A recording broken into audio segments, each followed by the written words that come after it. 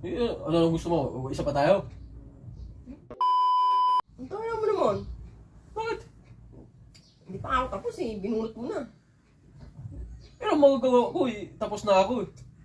Siyempre, ibubunutin ko na talaga eh. Tapos na nga eh. Eh ako hindi pa ako tapos. Minamadali mo naman kasi. Yeah. Ang hirap kasi sa inyo yung ang bagal nyo eh. Saka ang tagal nyo mag-ano. Eh, dapat pinatapos mo muna ako bago binunot.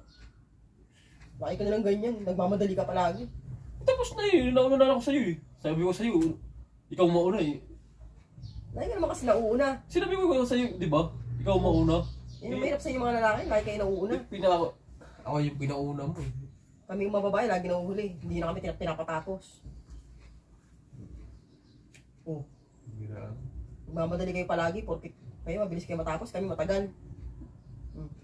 Ano ang gusto mo? Isa pa tayo? Oh shit! Di na pwede isa eh. Pulo na nga eh. Ano nga eh.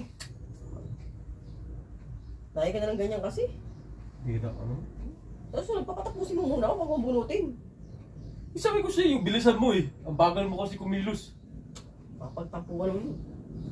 Bahala ka dyan. Patapos. Gusto mo yung patapos mo sa iba. Oh no!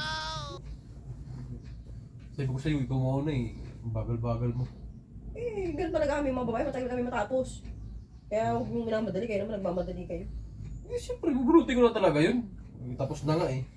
Alay, balik mo. O paano ngayon yan? Hindi pa ako tapos.